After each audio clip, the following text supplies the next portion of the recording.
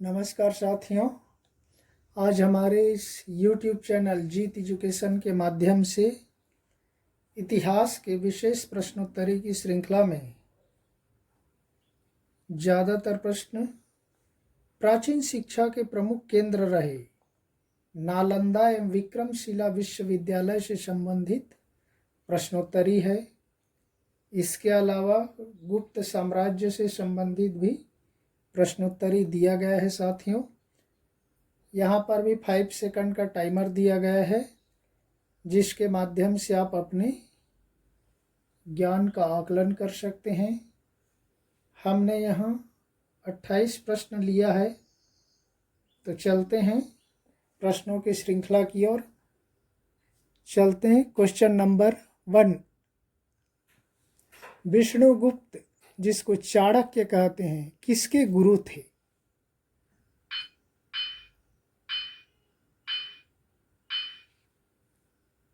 उत्तर हो जाएगा साथियों ब नंबर, चंद्रगुप्त मौर्य के गुरु थे। चलते हैं दूसरे प्रश्न की ओर। अश्वघोष, नागार्जुन और चरक किसके दरबार में थे? देखिए, प्रसिद्ध उस समय के विद्वान थे।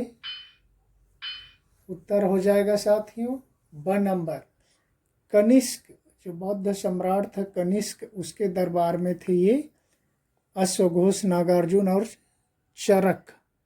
क्वेश्चन नंबर 3, बुद्ध चरित एवं सूत्रालंकार किसकी रचना है?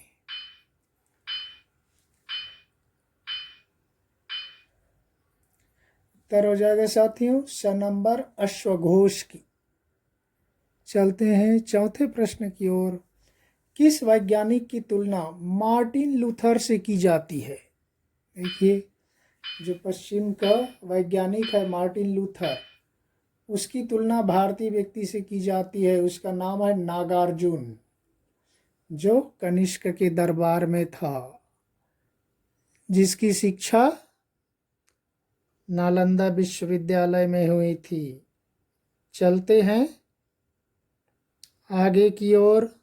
क्वेश्चन नंबर 5, किसे भारत का आइंस्टाइन कहा जाता है? देखिए, महत्वपूर्ण प्रश्न है।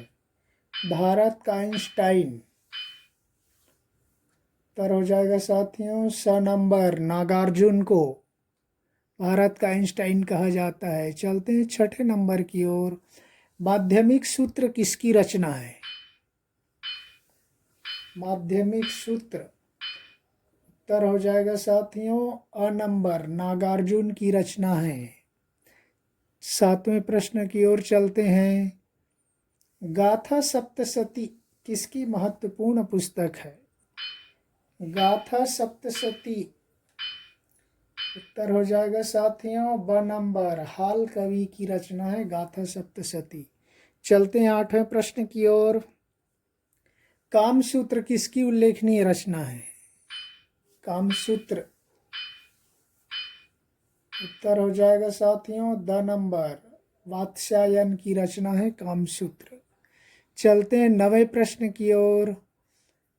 महाराजा धीराज की उपाधि किसने धारण की थी? महाराजा धीराज की उपाधि, देखिए, उत्तर हो जाएगा साथियों अ नंबर, चंद्रगुप्त प्रथम ने महाराजा धीराज की उपाधि धारण की थी। चलते हैं 10वें प्रश्न की ओर। किसने अपना वास्तविक लक्ष्य धरणी बंध अर्थात पृथ्वी को बांधना बनाया था?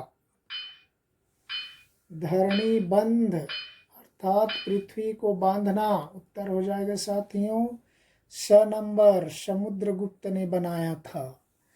चलते हैं 11वें प्रश्न की ओर। किसे भारत का नेपोलियन कहा जाता है? महत्वपूर्ण प्रश्न है, कई परीक्षाओं में पूछा गया है।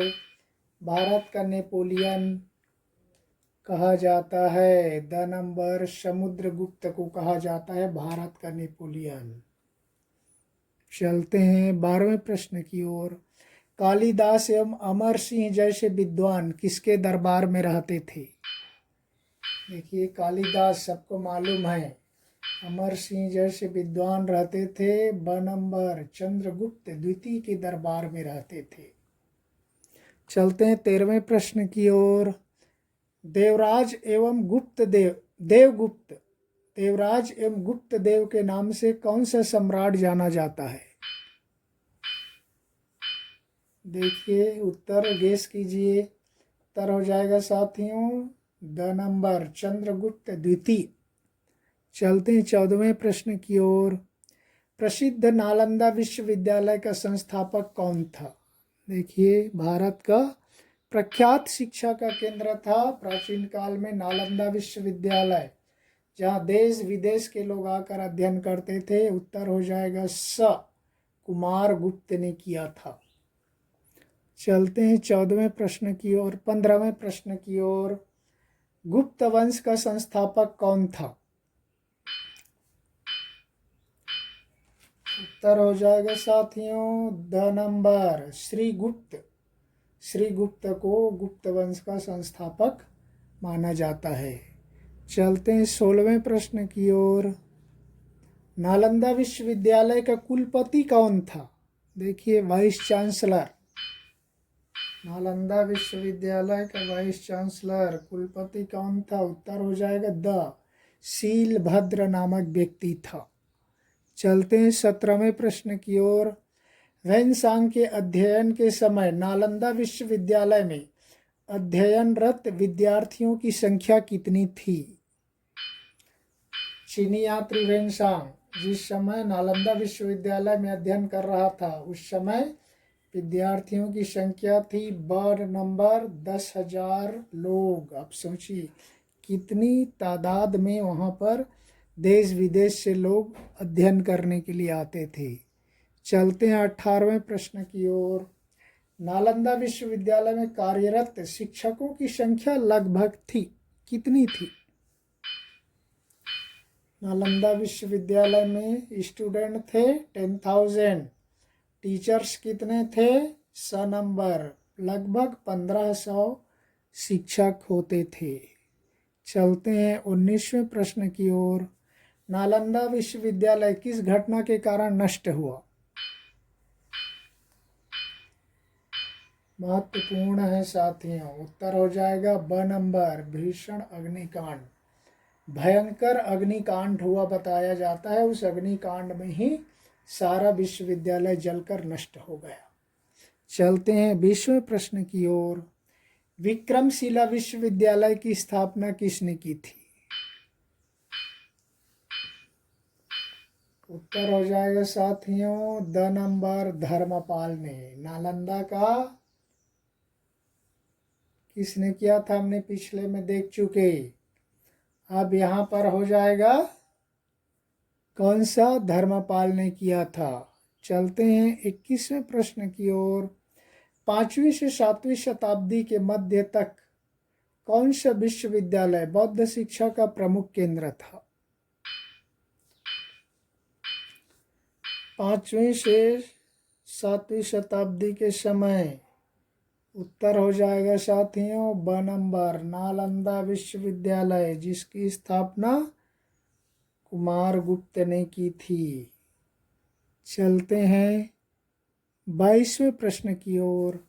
नालंदा विश्वविद्यालय दक्षिणी बिहार में कहाँ स्थित है? नालंदा और विक्रमशिला दोनों बिहार में थे। उत्तर हो जाएगा ब राजगिरी के समीप में स्थित है नालंदा विश्वविद्यालय। चलते हैं 23वें प्रश्न की ओर। विक्रमशिला विश्वविद्यालय की स्थापना कब हुई थी?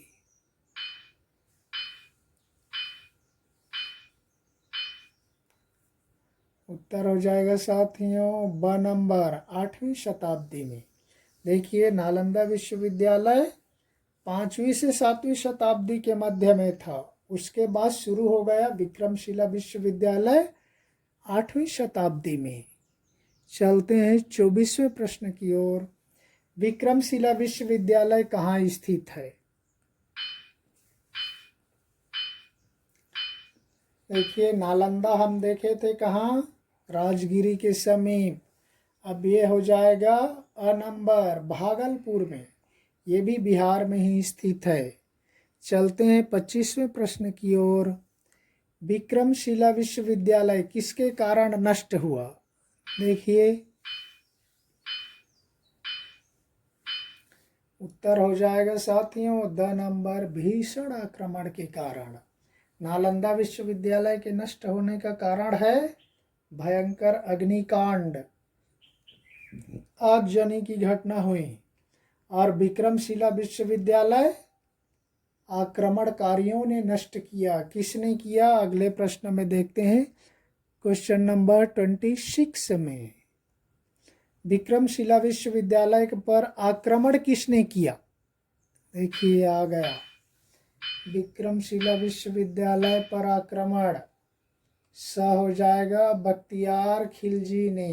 देखिए जिसने इस विक्रमशिला विश्वविद्यालय को उजाड़ा, उसी के नाम पर बिहार में ही एक रेलवे स्टेशन है, बख्तियारपुर जंक्शन। ऐसे व्यक्तियों के नाम पर जिन्होंने देश को लूटा, देश के शिक्षा केंद्रों को तहस नहस किया, ऐसे मूर्ख व्यक्तियों के नाम पर हमारे देश में रेलवे स्टेशन बना हुआ है, जंक्शन बना हुआ है। कितना दुखद कड़वा सच है। चलते हैं 27वें प्रश्न की ओर। बख्तियार खिलजी ने विक्रमशिला विश्वविद्यालय पर आक्रमण कब किया था? देखिए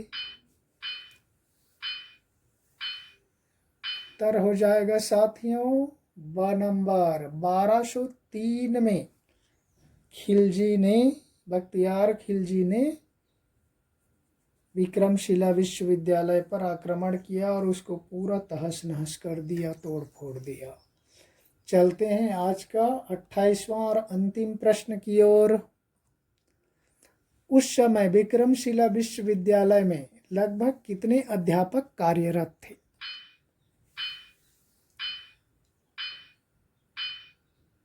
उत्तर हो जाएगा साथियों स नंबर 3000। नालंदा में कितना? उसका आधा, 1500 शिक्षक बोलते थे और यहाँ पर 3000 शिक्षक कार्यरत थे। तो ये रहा साथियों भारतीय इतिहास के प्रश्नोत्तरी की श्रृंखला में ज़्यादातर गुप्त साम्राज्य और नालंदा और विक्रमशिला विश्वविद्यालय से संबंधित है, जो परीक्षा की दृष्टि से महत्वपूर्ण है। हम यहीं पर अपना प्रश्नोत्तरी श्रृंखला समाप्त करते हैं। धन्यवाद। जय हिंद।